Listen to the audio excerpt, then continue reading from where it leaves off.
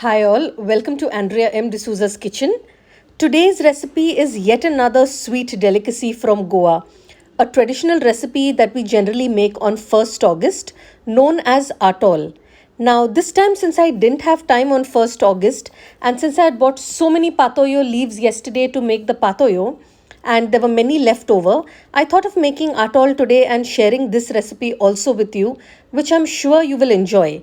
It's a lovely sweet made of rice and chana dal, as well as coconut and jaggery, and of course, those fragrant turmeric leaves that are available in plenty in the market these days. So, do try it out now when the turmeric leaf season is fresh, and also share it with your family and friends. This is the best time to share these sweets, and people love them. And do remember to also share my recipes with people who love good cooking, and also like the videos that I have posted and subscribe to my YouTube channel. And don't forget to share the videos again. So I won't take much of your time. I'll go ahead with the recipe. Here it is. These are my ingredients for atol. I have around 1.5 cup of ukde tanu from Goa, or the parboiled rice or red rice, which I have soaked for 5 or 6 hours. I have 1.5 cup of sonyachi dal or chana dal, again soaked for 1.5 hours. This is one large coconut which I have ground. First I scraped it, then I ground it with around 1.5 cups of water. There is salt to taste, around half a teaspoon. There's half a teaspoon of elaichi powder. And the most important, these are my haldi leaves which will bring fragrance to this atol. So the haldi leaves which I have broken into some pieces, cut into 3-4 pieces. And now let's begin. And this one very large handful of Goa jaggery. There are around 5 to 6 cubes over here which I'm going to crush. And as you know me, I also like my little Bombay jaggery. So I've added a handful of Bombay jaggery here also. So basically, if you added both, you would get 1.5 cup of jaggery. In my pressure cooker, I'm going to add this rice. Along with the rice, I'm going to be adding the sonyachi dal.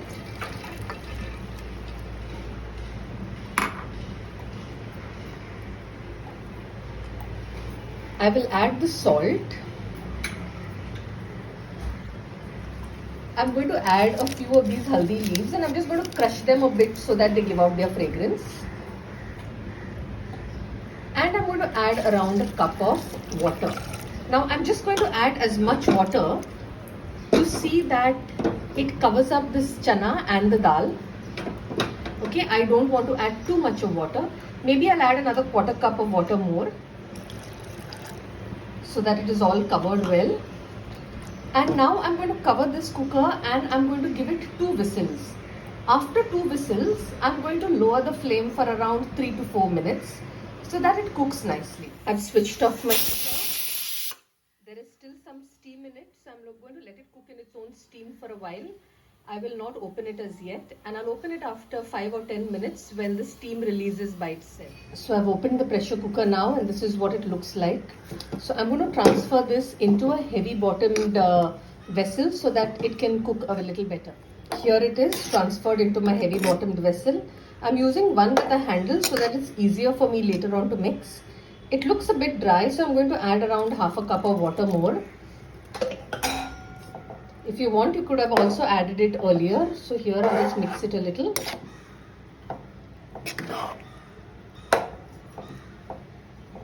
Now along with this, I'm going to add my ground coconut.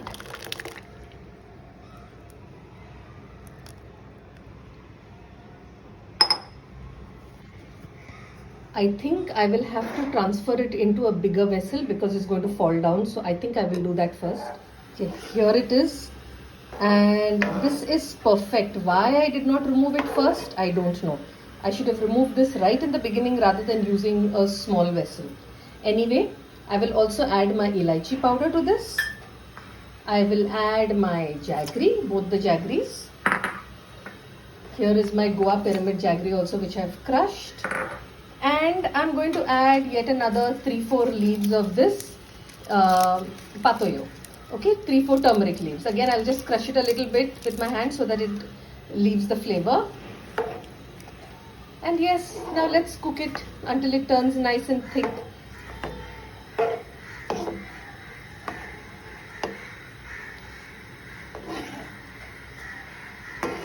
I love it already. In fact, when it was steaming, the smell of these turmeric leaves or haldi leaves was divine. Can you see this beautiful color and how lovely it looks? This color is all thanks to the Goa jaggery. In fact, it would have been darker, more of a chocolatey brown, lovely, rich color had I not added the Bombay jaggery to it. So if you want it darker, use only the Goa jaggery. And now it is melting also well. So at this point of time, after a while, after cooking it for like 20 minutes or so, you can eat it like a pudding known as Godshem. But since I wanted more of a cake-like consistency, which I want to cut into pieces, I'm going to cook it a little longer.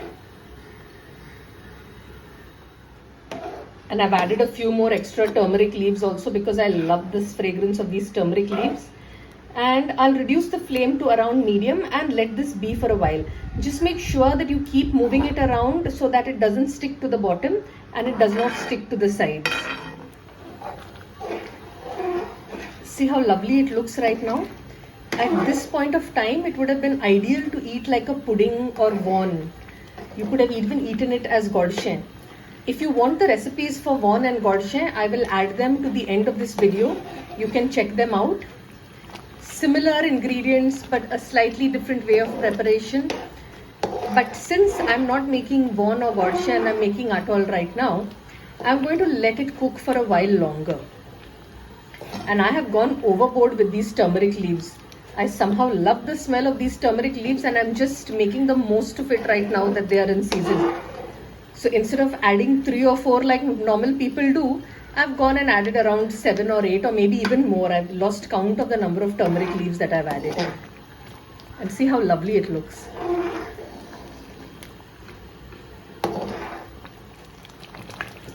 And it is currently flying around the place, so you need to be very careful while you're making this so that it doesn't fly on your hands and burn you.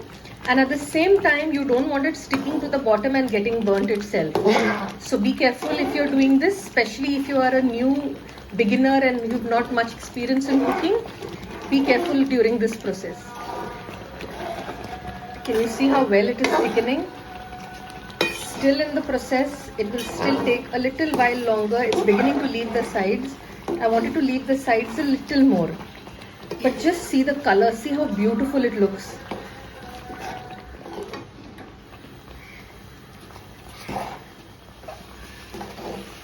There, it's nearly done. Can you see? So now at this point of time, I'm going to add around a teaspoon of pure ghee.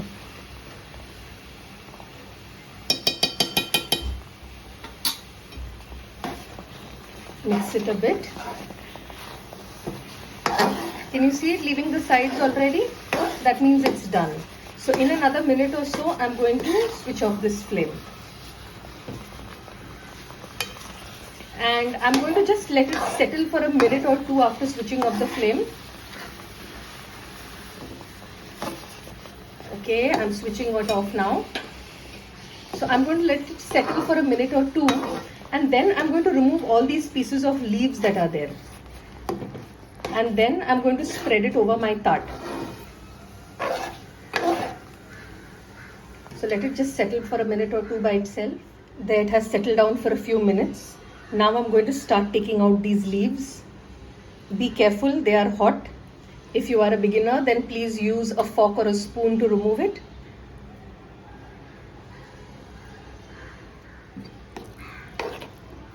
Removing these leaves was a tedious process because I had put so many of them, and look at them, they become into these tiny pieces with all the mixing that I've been doing. Still looking for them. I'm still searching if there are any more leaves that I might have missed out. I don't want small strands of leaves getting into the mouth while eating. And I think this quantity also has reduced quite a lot. I think quite a number of it was leaves only, and I took a big tart to spread it around. But now I see that it has reduced quite a lot. Anyway, yes, the last leaf. I don't think there's anything more. So what I'm going to do now is I'm going to take spoon by spoon and I'm going to spread it around on this tart of mine, which I have greased. I've greased it generously with some ghee. So I'm just going to spread this out now. Okay, this looks perfect. I'm shaking around this tart a little so it spreads evenly everywhere and it has fitted exactly into the tart. So now I'm going to let it remain by itself and cool for a while, and then I'm going to cut it into pieces. There's the atol cooling, and here are the haldi leaves that I removed from it. Quite a number of haldi leaves, I know. I think, yes, I went too overboard with the haldi leaves. But still, the taste is absolutely fantastic, and the fragrance of the haldi leaves in this atol, I cannot describe it right now. So this atol is already cut into cubes, and see how lovely it looks. It tastes even better. So do try it out and share it with your family and friends, and I'm sure they will love it too. And don't forget to subscribe to my YouTube channel, Andrea M. D'Souza's Kitchen, and like the videos there, as well as share them with all those who love to cook good food, especially those looking for Goan recipes. So enjoy the atol and have a great day ahead.